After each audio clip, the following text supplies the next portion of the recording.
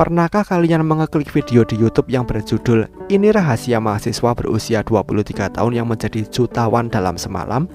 Tetapi yang keluar hanyalah artikel atau video palsu tentang MLM.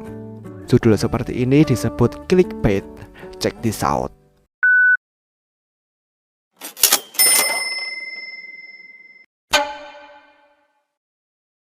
Menurut dari definisinya, clickbait adalah judul untuk sebuah konten seperti artikel, gambar, video, dan sebagainya yang bisa menarik perhatian dan biasanya meyakinkan pengguna untuk melakukan klik atau mengeklik.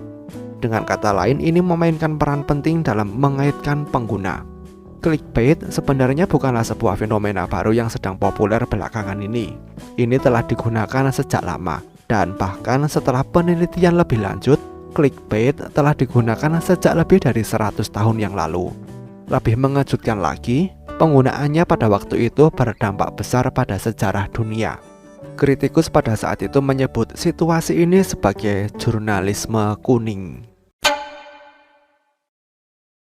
Pada saat itu surat kabar selalu berlomba-lomba untuk memiliki oplah atau dengan kata lain salinan surat kabar yang dijual yang lebih tinggi. Alasan utamanya karena oplah yang tinggi berarti surat kabar selalu dibeli oleh pembaca dan semua itu pada akhirnya akan mendatangkan keuntungan yang besar untuk mereka. Salah satu cara untuk membuat surat kabar menjadi menarik pada masa itu adalah dengan memasang komik. Di Amerika Serikat pada saat itu, surat kabar milik Joseph Pulitzer selalu menjadi pilihan nomor satu pengguna. Sekaligus berhasil mengalahkan saingannya yaitu surat kabar milik William Rudolph. Rahasia kesuksesan surat kabar milik Pulitzer adalah komik strip yang berjudul The Adventure of the Yellow Kid. Anak kuning digambarkan sebagai anak yang tinggal di daerah tertinggal, berbicara bahasa yang rusak dan memakai baju tidur yang berwarna kuning. Dibandingkan dengan hari ini, The Yellow Kid seperti meme, gambar yang lucu yang sangat relatable. Cobalah kalian lihat contoh surat kabar The World tahun 1913 ini. Headline clickbait bisa dilihat di kotak biru, sementara di dekat kotak merah ada skirmish yang menceritakan perbandingan oplah The World dibandingkan dengan surat kabar lainnya, seperti like, share, upvote, dan hit pada hari ini. Istilah jurnalisme kuning ada pada saat Pulitzer dan Rudolph berlomba mengejar jumlah oplah tertinggi. Mereka rela melakukan apa saja untuk memikat pembaca, bahkan mengubah berita harian yang membosankan menjadi berita sensasional yang sangat menggairahkan. Ada peristiwa menyedihkan di mana kapal perang Amerika bernama Maine meledak di pelabuhan Kuba. Karena ini adalah cerita umum, maka surat kabar yang ada pada saat itu, terutama yang dimiliki oleh Pulitzer dan Rudolph, membuat berbagai asumsi dan clickbait untuk menarik pembaca agar membeli surat kabar mereka.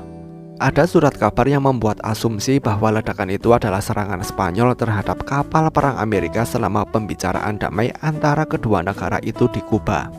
Karena spekulasi surat kabar ini, hubungan antara Spanyol dan Amerika menjadi tegang.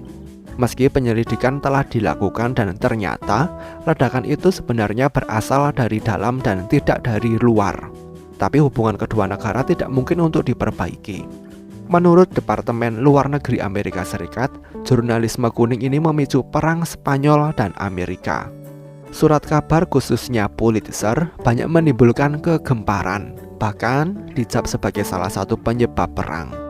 Ironisnya, dalam dunia jurnalistik saat ini, penghargaan paling bergengsi yang diberikan kepada seorang jurnalis adalah Pulitzer Prize.